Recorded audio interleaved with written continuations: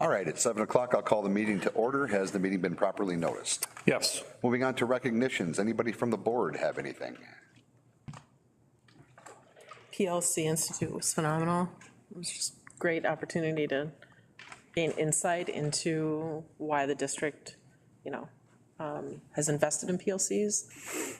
And to see, one of my favorite things was the teacher and everybody went, the collaboration and the energy and spirit was really neat. Yeah, kudos to the work that our faculty and staff do, that commitment to that process. It's the real deal. Anybody else from the board? I was just going to piggyback off of that too and just thank the district for your continued support. And there were 17 of us that were able to go to Lincolnshire, which is widely regarded as the birthplace of professional learning communities. And we've drank the Kool-Aid, and we are definitely loving the conversations back at school are very robust, very excited about the upcoming school year. So we really appreciate your support with allowing that large group of 17 individuals to go to Lincolnshire. So thank you for that. To echo that, just an incredible experience for everybody that was in attendance. Another great experience that we started for the first time. Last night, hopefully it's the first annual New Family Night, Welcome Night. Some great partners that were a part of that process. Los Amigos helped cater that, and we used the Broski Center, had 21 families register and 4 new families enroll. So I think it was 28 students that will be part of Platteville School District next year that were at that event that weren't part of Platteville School District last year. So really great, a lot of great support from our admin assistants and different team members. So thank you to the people that made that happen. Over the summer, we received an email with a request for Dr. Jill Underly, our state superintendent, to come and spend a day at the start of the year at Westview. And they chose us because of our Blue Ribbon Award 2 years ago. So she will be joining us the first day of school on August 21st. I want to express my appreciation for Peter Wilkinson, Hannah Harriet, and the folks who helped us out in making contacts with some of our families, both social workers, to help promote the August 8th New Family Night. Thank you. If I can add, this Monday we started our new teacher week, and it's an exciting time. We went through some introductions that first day. Tuesday, it was more of the professional expectations of working in our district. And a lot of it is captured in our posters that are in front of each board member here. Just reviewing that, and that was a big part of the recruiting and retaining process to make sure that our new staff are aligned with where we're going as a district. This morning, they had the pleasure of having Brad speak to them about how we collaborate and what we want to do and what we want to accomplish. Tomorrow, there will be some crisis intervention training. And then Friday, board, mentors, mentees, we have a nice luncheon at the golf course. So hopefully everybody can attend that.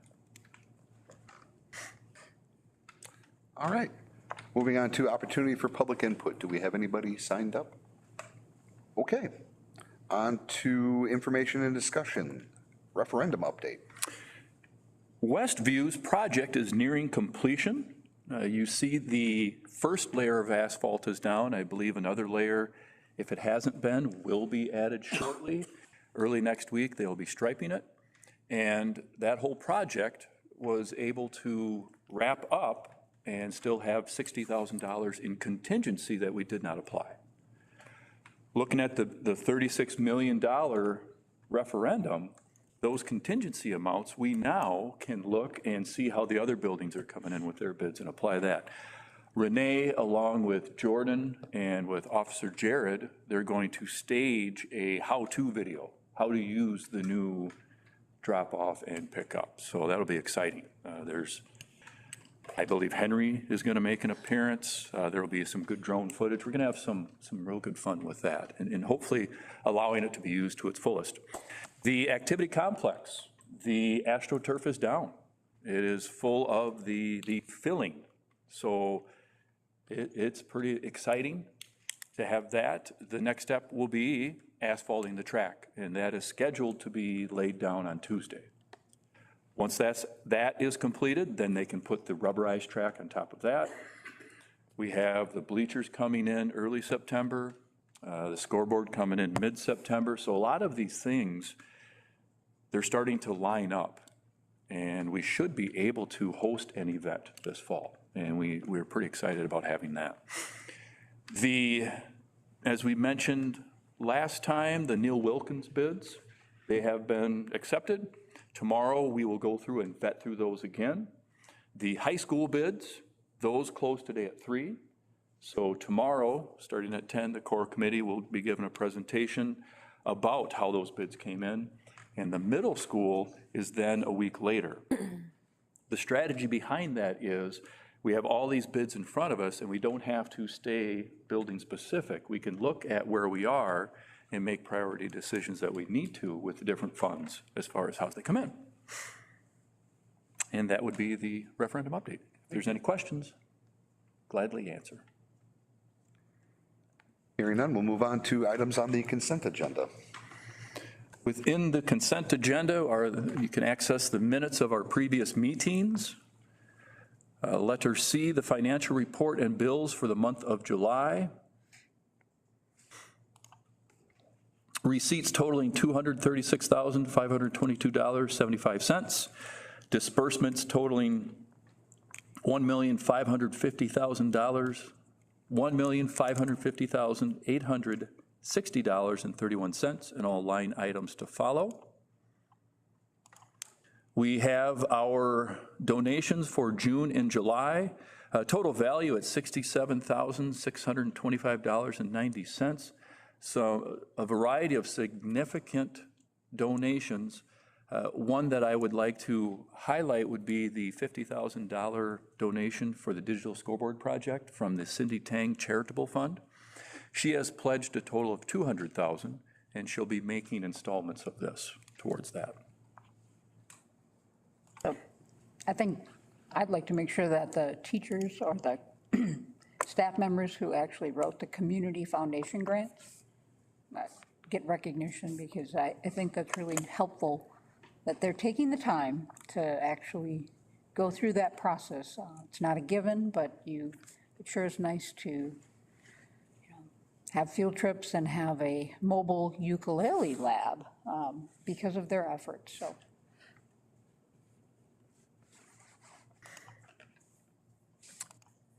Letter E are policies that have been forwarded through the Policy Community Outreach Committee.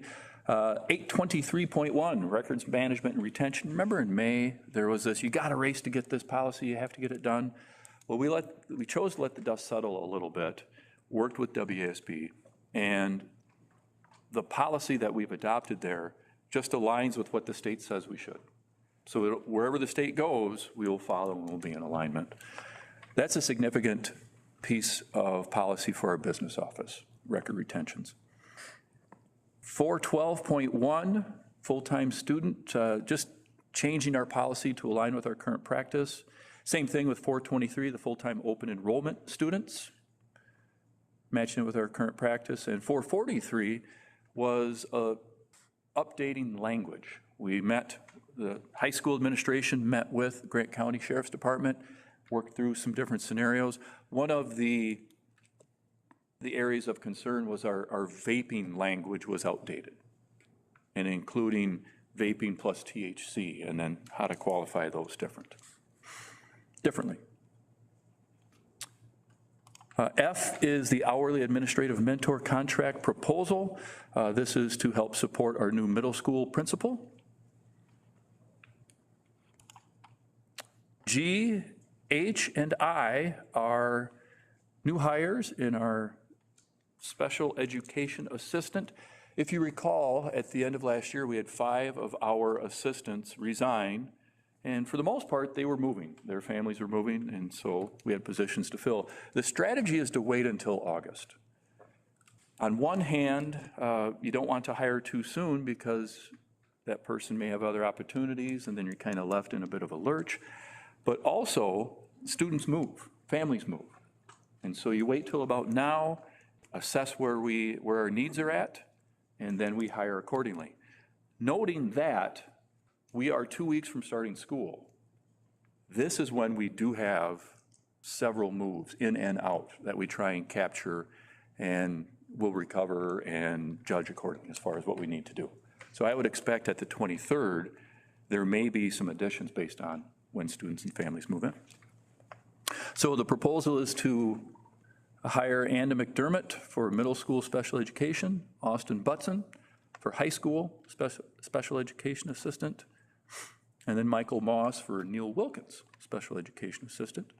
And letter J, we have some co-curricular hires, Chad Coyer and Peyton Coyer for the 8th grade football, and Eli Kaywood, assistant boys soccer coach. So moved. Second.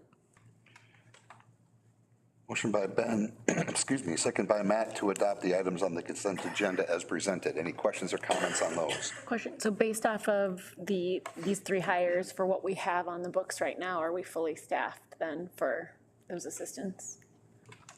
Are we? As far as support personnel, yes. We still have that outstanding English language learning position.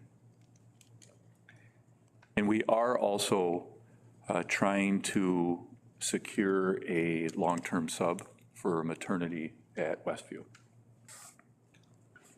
Any other questions or comments? Hearing none, we'll vote. All those in favor say aye. Aye. Aye. Those opposed? Motion carries. Moving on to the agenda, looking for a motion and a second to adopt the agenda. Motion by Colleen, second by Jessica to adopt the agenda as presented. Any questions or comments on that? Hearing none, we'll vote. All those in favor say aye. Aye. Those opposed? Motion carries. Action items. New hire second grade teacher. The position that was created when Kim Zielinski accepted the middle school position, through an interview process last week, it was offered and accepted by Elizabeth Lance for that second grade teaching position. So moved. Second. Motion by Ben, second by Colleen to approve the hiring of Elizabeth Lance as second grade teacher at Westview. Any questions or comments on that? Hearing none, we'll vote. All those in favor say aye. Aye. Those opposed?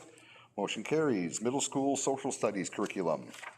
So this was presented earlier to a team, and what I'd like to do is to have Brad and Mike, Megan. Come on.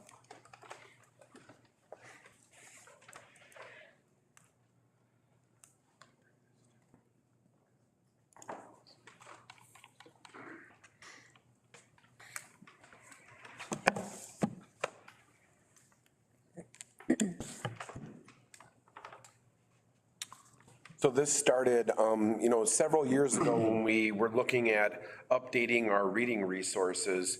We were noticing that there wasn't necessarily a system in place of identifying when some of our resources were getting outdated. So what we've done is we've put together, a spreadsheet that kind of tracks that. And earlier this year in April, we were kind of noticing that middle school social studies has some resources from the early 2000s and really needed to be kind of taken a look at and updated. So at that point in time, we sat down, we kind of identified what were some dates that we could meet over the summer, who would be a part of those meetings, and then we also did some research online to identify 4 different resources. What we wanted to do was take it from 4 to 2 to 1 over the course of the summer. During these meetings, we scheduled Zoom calls with the sales representatives. They walked us through all of the different resources. We were able to answer questions. As a committee of teachers, they assembled questions, and it was much like an interview process where they were able to ask the same questions to each sales rep and get a really valid representation of what each resource had. So that was part of the process. We also did include Emily Zachary, and Emily Zachary is our inclusion advocate at the high school, and she was able to put these folders together for each one of the participants, and it's talking about assessing bias and standards in curricular materials, and also a vetting sheet that the each one of the teachers would use with the resources. Samples were also gathered for each of the 4 resources. At the end of the school year, they got a text or an email from me saying, hey, on your way out, grab the samples. And then we started meeting in June, and then throughout the course of the summer, we were able to identify what we wanted to kind of make as a recommendation to you folks tonight. I'll let you sneak in here with other things. Yeah, so currently in 5th grade, we cover U.S. history, 6th grade, ancient civilizations, 7th grade, world geography and economics, and then again in 8th grade, U.S. history and government. So that's currently what we're teaching. So we had kind of gone over some of this. The top 4 resources were some pretty noted publishers: Houghton Mifflin Harcourt, McGraw-Hill, Savvis, which used to be Pearson, and then TCI History Alive. And we went through a vetting process online as teachers. We kind of looked at different websites and what were the resources that were kind of coming to the top. From there, then we did, once again, gather those samples, and everything was vetted through and helped with that assistance with Emily Zachary through the DEI lens. So we first came up with our non-negotiables list, the things that we needed to have in our new resources. Number 1 was inclusive language, student engagement, text-to-speech and EL supports, access to primary sources, multiple perspectives. They were just up to date, they were current. Multiple reading levels, and Act 31 compliant. For those of us who may not know what Act 31 is, can we get just a elevator version? Yeah, Act 31 deals with teaching about Indigenous Americans and making sure that we're covering that throughout all 4 years at middle school. So we made sure that the resources that we were looking at included education about Indigenous Americans as well. Thank you. We had kind of talked about this too. I think it was really important for us to set up those Zoom meetings and for our staff of teachers to ask questions, and it really gave us a deep understanding of what each resource offered. And that set of interview questions kind of validated and kept us calibrated during the process as well. So we narrowed it down to 2 based off of our non-negotiables list, and we kind of created a chart to kind of rank them and see where they're at. Overall, they were pretty similar. There was like 2 areas where they were a little bit different. One was student engagement. We thought that McGraw-Hill was better suited for 7th and 8th grade level, and TCI was better suited for the 5th and 6th grade. For example, in the TCI, the reading levels seemed more appropriate, as did the content that was included.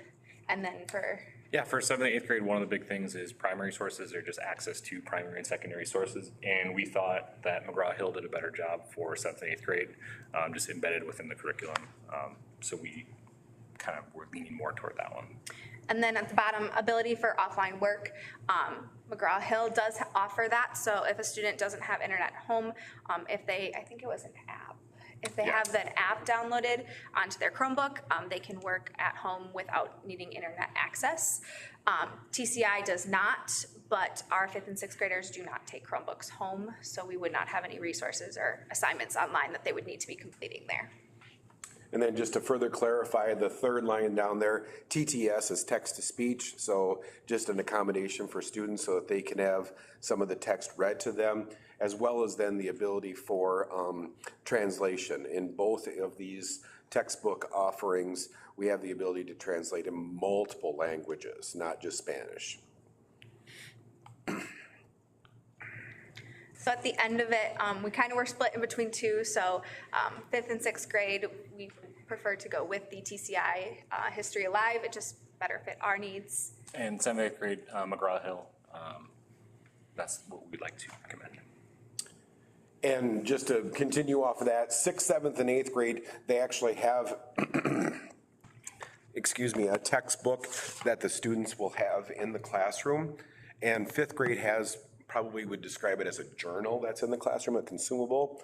But then all students would have access to a digital subscription, and that digital subscription will be for 6 years. And in the next slide, when you see the dollar amount, that is what the district, or what our proposal would be, that we would purchase, and we would have access to this, the digital online student licenses for the next 6 years.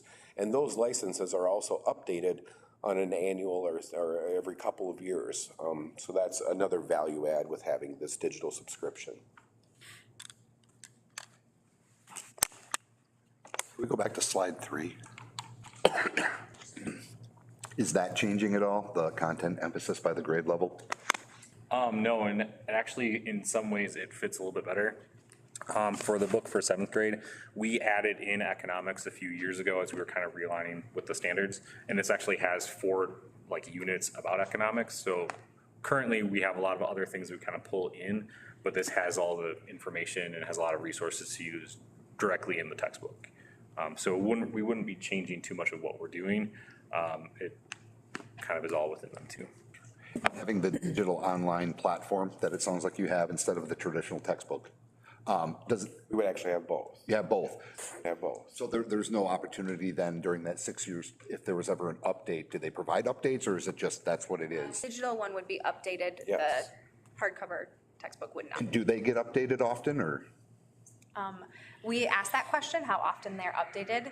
They say as needed. They didn't give us an actual time period, so. That's good. And then we also recognize that any curriculum or any textbook, there's not one textbook that meets all of our curricular needs. So as a staff, they're always constantly looking for additional resources and adding supplemental resources as needed. But these resources really fit the bill much more closely than what we've had in the past. And did you have a question? So the 5th grade textbook is a consumable. Yes. So with the numbers we have in front of us, is that just for 1 year? That would be that's a good question, but that would be for the 6 years as well. So 6 years of consumable books also, okay. Yep.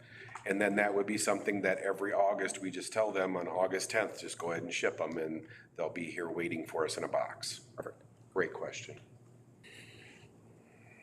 I think one of the things that came out of our discussion earlier is the piece that Mrs. Zachary gave you about how to vet and make sure that we're seeing that, using that tool not only on these revisions, but potentially for all staff yearly through what they do, because they do augment their curriculum, current items, so.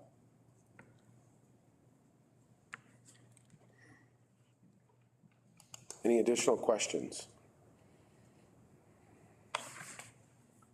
All right, so the recommendation is to approve the middle school social studies curriculum. Second. Motion by Colleen, second by Jessica to approve the middle school social studies curriculum as presented. Any additional questions or comments on that? Hearing none, we'll vote. All those in favor say aye. Aye. Those opposed? Motion carries. Thank you very much. Thank you so much. Item C, interagency agreements. So this is an annual event, and it allows those agencies to be inside of our schools and serve our students during the school day. So Second. Motion by Colleen, second by Jessica to approve the interagency agreements from Driftless Behavioral Area Services, CWM Counseling, and Empowerment Counseling as presented. Any questions or comments on those? Hearing none, we'll vote. All those in favor say aye. Aye. Those opposed? Motion carries. So moved. Second. oh, yeah. I got Put that in there. No, sorry. Motion by Jessica, second by Matt to adjourn. All those in favor say aye. Aye.